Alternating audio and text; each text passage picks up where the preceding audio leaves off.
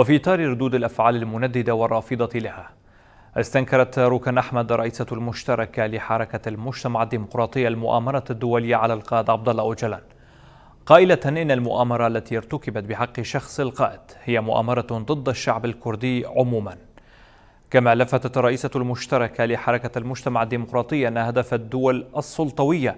التي شاركت في المؤامرة هو تكرار الانتهاكات والمجازر التي ارتكبت بحق الشعوب منذ مئات السنين، كما حدث في الحربين العالميتين الأولى والثانية. كما أشارت إلى أهمية الحملة العالمية للمطالبة بحرية القائد عبد الله أوجلان وغيرها من الحملة المتفرقة والفعاليات والنشاطات المختلفة التي تؤكد على مدى انتشار فكر وفلسفة القائد وتمسك الشعب بها، مشددة على تصعيد النضال والإصرار على تحقيق حرية القائد في عام 2024، وإن تحرير القائد سيكون على رأس أولويات المرأة الشابة، مشددة على ضرورة تكاتف الكرد في كافة أجزاء كردستان والأصدقاء في العالم ومواصلة النضال لإنجاح حملة تحرير القائد.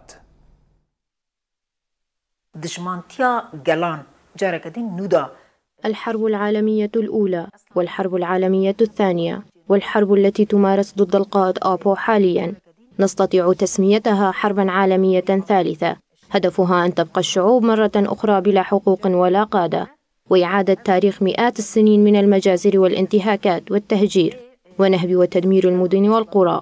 وإحياء العداء بين الشعوب من جديد. فهدف المؤامرة هو إعادة الانتهاكات كما في الحربين العالميتين الأولى والثانية ووضعها في خدمة الدول السلطوية، لكن الأنظمة السلطوية أدركت أن مثل هذه الحروب لن تتكرر نتيجة وحدة وفكر وفلسفة القائد آبو التي تتمثل في وحدة الشعوب ونهاية الحروب وبسط السلام في العالم وفي الشرق الأوسط عموما. فالهدف من فكر وفلسفة القائد هو تحقيق هذا السلام، وهنا نستطيع القول بأن الهدف من المؤامرة الدولية والتي شاركت فيها العديد من الدول المصرة على الحروب وفي مقدمتها دولة الاحتلال التركية التي تصر على الحرب وارتكاب المجازر بحق الشعب الكردي هو تحقيق أهدافها. لكن نضال القائد على مدة 50 عاما ومع بدء الثورة الكردية الهدف الأساسي للقائد هو إنهاء الحرب بين الشعوب.